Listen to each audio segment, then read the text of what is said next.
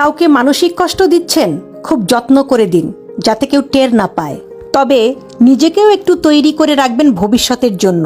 যে কষ্টগুলো কাউকে দিচ্ছেন, দুনিয়াতে তার পুরোটা না হলেও মিনিমাম 1/3 ভোগ তো করেই যেতে হবে আপনাকে।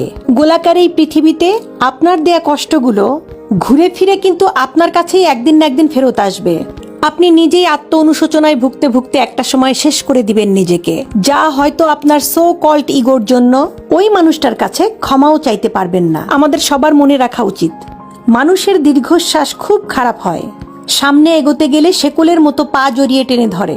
ভালো থাকুক আমাদের চারপাশের মানুষগুলো, ভালোবাসার মানুষ, ঘৃণার মানুষ, কাছের মানুষ, দূরের মানুষ, সবাই ভালো থাকুক। অভিশাপ না দিলেও রুহের হায় বলে একটা কথা আছে, যাকে রিভেঞ্জ অফ নেচার বলে, যেটা আমাদের বিশ্বাস করতেই হবে। প্রকৃতি কিছু ভোলে না, সময়ের ব্যবধান মাত্র। সময় মতো হয়তো আমরা বুঝে উঠতে পারি না ঠিক কোন কাজের শাস্তি পাচ্ছি।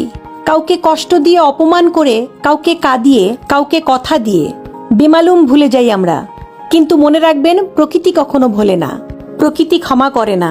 প্রত্যেকটা মানুষ তার খারাপ কাজের শাস্তি কিছুটা হলেও এই দুনিয়াতে ভোগ করে, কদিন আগে কিংবা কয়দিন পরে, কিন্তু সে শাস্তি পাবেই।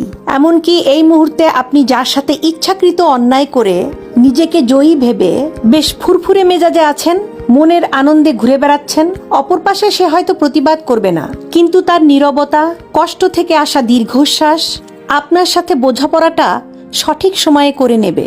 কারণ উপরওয়ালা কাউকে ঠকান না, তিনি কারো একার নন, তিনি সবার।